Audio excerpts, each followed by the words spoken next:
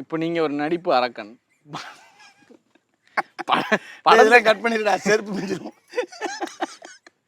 படத்துக்குள்ள வந்து நிறைய நடிகர்கள் இருக்காங்க. அவங்க உங்களை மென்ஷன் பண்ணி ஏதாவது விஷயங்கள் சொல்லியிருப்பாங்களா? பஸ்ஸு ஷாட்டே வந்து டேரக்டர் வந்து ஷாட் என்ன பஸ்ஸு சாரை ஃபஸ்ட்டு அடிக்கணும் கை நீட்டி, அதான ஷாட்டு. அது அடிக்கிற மாதிரியா இல்லை உண்மையிலே அடிக்கணும்? உண்மையாகவே அடிக்கணும். ஓ, உண்மையாகவே தான் கைப்பற்றும். கை உண்மையாகவே படும். ஆனால் என்ன கொஞ்சம் வலிக்காத மாதிரி, நம்ம ஓரளவுக்கு நமக்கு தெரியுதுனால அந்த கொஞ்சம் வலிக்காத மாதிரி அடிக்கணும். ஆனால் அடி கண்டிப்பாக உண்டு. சும்மா அந்த இப்படி இந்த பழைய படம் மாதிரி இப்படிலாம் போகாது கை.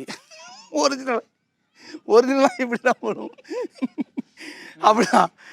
அது வேறு எனக்கு பயமாக வேறு இருந்துச்சு. ஒருவேளை நம்ம டேரக்டர் வேறு வெறித்தனமாக நடிடா, நம்ம வெறித்தனமாக அடிச்சிடக்கூடாதுங்கிற ஒரு பயம் வேறு இருந்துச்சு.